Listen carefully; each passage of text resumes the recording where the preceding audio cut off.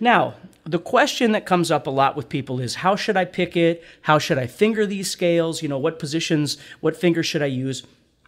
So I'm going to be honest with you. There's two different things to think about when it comes to fingering, how to finger these positions.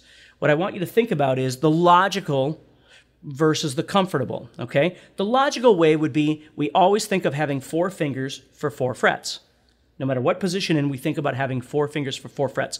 So if I was playing one of these positions as an exercise, I'm trying to practice it as an exercise, I personally would use the logical fingering. So for instance, let's take the first position for me is what I would play anyway, but let me show you the second position. Second position, logically, would be middle to pinky, then first to pinky, then first to pinky, then first to third, then middle to pinky, then middle to pinky. Logically, because it's 4 fingers for 4 frets. But honestly, if I was jamming, I would never play it like that. I would never go into that position and play those fingers. I don't feel obligated to have to play those fingerings because when we're improvising, I don't know where I'm coming from and I don't know where I'm going to. Okay? So I'm going to think about this realistically, and let me show you what I mean. Let's say I went like this. I came into this position. I was in the first position, and I come down like this. Now what I did was I slid from 7 to 10 on the 4th string, but notice I'm on my 3rd finger. So now I would go to my first finger on 7, and I don't have a problem playing it that way.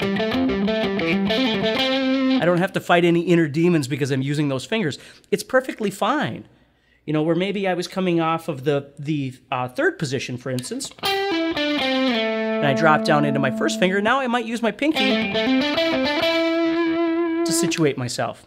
So my point is that all of this stuff is going to get better for you, but you have to be aware of what you're doing and why you're doing it. It's not just a matter of, well, these are the fingers and that's the way you should do this. It's not true at all. You have to learn how to feel your way around the fretboard. And so that's why this conversation is taking place right now, is, you know, not just learning the 5 positions, but learning how to see, to go in and out, to go back and forth.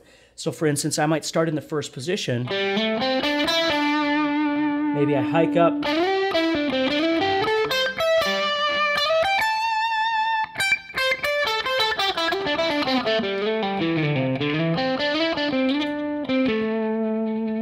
So you can kind of go anywhere. You can just move around. Now we start adding in all of these other musical elements, which we'll get to, you know, phrasing and, you know, rhythm variations and all kinds of different things. And I can use all of that stuff, okay? But the first thing I have to learn how to do is know what I'm playing. What is the scale that I'm working on?